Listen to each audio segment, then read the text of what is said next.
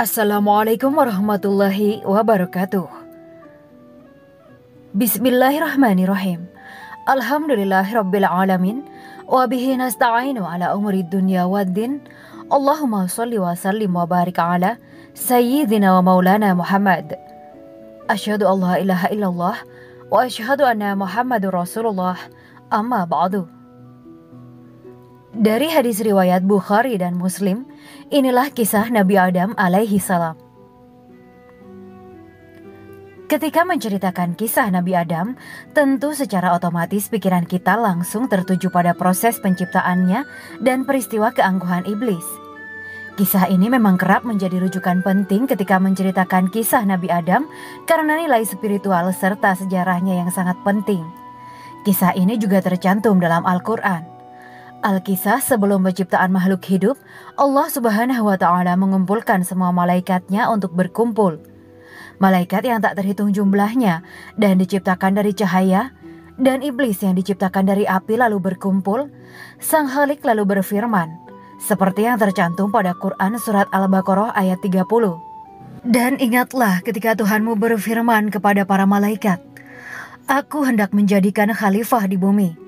Mereka berkata, apakah engkau hendak menjadikan orang yang merusak dan menumpahkan darah di sana? Sedangkan kami bertasbih memujimu dan mensucikan namamu.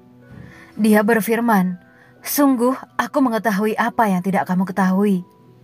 Demi mendengar kehendak Allah Subhanahu wa Ta'ala tersebut, iblis yang merupakan bagian dari malaikat pun terkaget-kaget. Seperti yang telah difirmankan Allah Subhanahu wa Ta'ala dalam Al-Quran, iblis heran mengapa Allah ingin menciptakan makhluk yang dinilainya hanya akan berbuat kehancuran dan kezaliman. Tak hanya akan membawa bencana bagi bumi, manusia juga disebut akan saling menumpahkan darah satu sama lain. Para malaikat dengan rasa takut dan cintanya kepada Allah juga merasa bahwa mereka sudah cukup.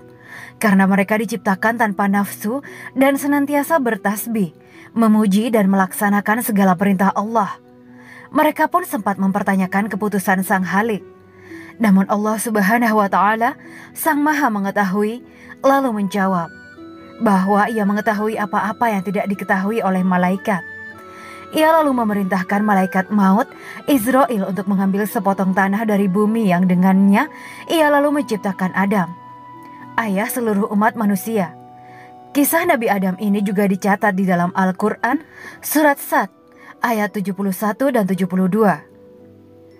Ingatlah ketika Tuhanmu berfirman kepada malaikat, sesungguhnya aku akan menciptakan manusia dari tanah. Kemudian apabila telah aku sempurnakan kejadiannya dan aku tiupkan roh ciptaanku kepadanya, maka tunduklah kamu dengan bersujud kepadanya. Kisah Nabi Adam ini dalam hadis Muslim dinyatakan bahwa Adam diciptakan pada hari yang paling baik, yakni di hari Jumat. Namun pada akhirnya, dengan sepengetahuan dan kehendak Allah pula, Adam dibuang dari surga pada hari yang sama. Mengenai penampilan fisik manusia pertama ini, Nabi Muhammad SAW pernah mendeskripsikannya pada umatnya. Beliau berkata, Allah Azza wa Jalla menciptakan Adam dalam bentuknya. Tinggi beliau 60 hasta, sekitar 41 meter. Dari hadis riwayat Bukhari nomor 6227 dan hadis riwayat Muslim nomor 2841. Pada bagian ini terdapat kisah Nabi Adam yang menarik. Diriwayatkan oleh Bukhari, Nabi Muhammad SAW pernah menceritakan bahwa seketika penciptaan Nabi Adam selesai, Nabi Adam tiba-tiba bersin dan tanpa diajarkan sebelumnya ia berkata, Alhamdulillahirabbil alamin, yang bermakna segala puji hanya bagi Allah, Tuhan semesta alam. Perkataan ini pula lah yang dicatatkan sebagai kalimat pembuka dalam Al-Quran dalam surat Al-Fatihah. Singkat cerita, setelah Nabi Adam selesai diciptakan, Allah memberi perintah pada malaikat dan iblis untuk bersujud kepadanya.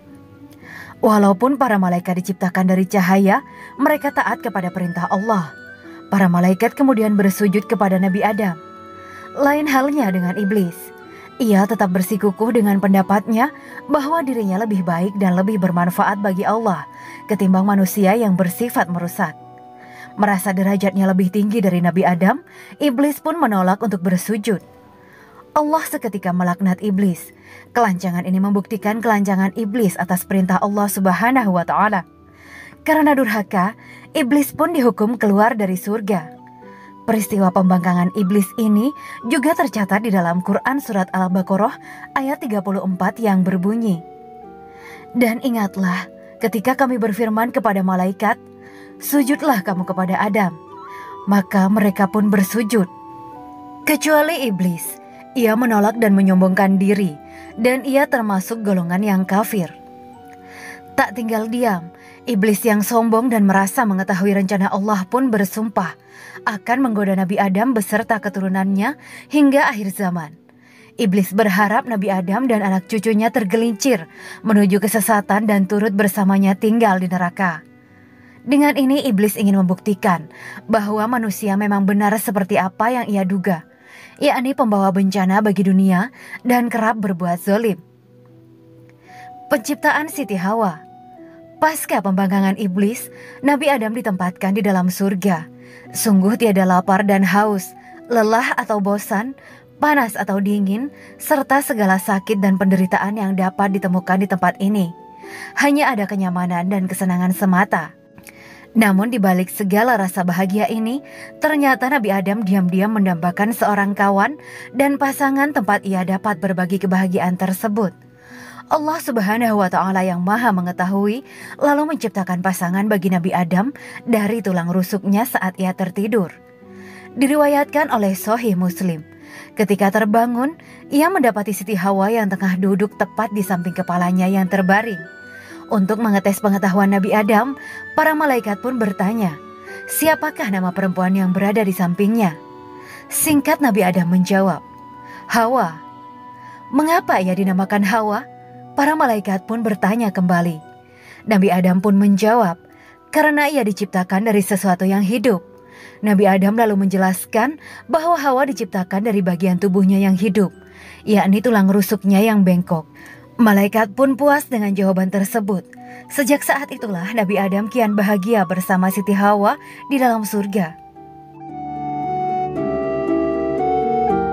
Demikianlah kisah Nabi Adam alaihi salam. Nantikan kelanjutan kisahnya pada video kami berikutnya. Terima kasih untuk para sahabat bidadari surga yang dirahmati Allah. Semoga selalu diberikan keberkahan, kesehatan dan kebahagiaan baik di dunia maupun di akhirat kelak oleh Allah Subhanahu wa Ta'ala. Wa akhiran, wabillahi taufiq wal hidayah. Wassalamualaikum warahmatullahi wabarakatuh.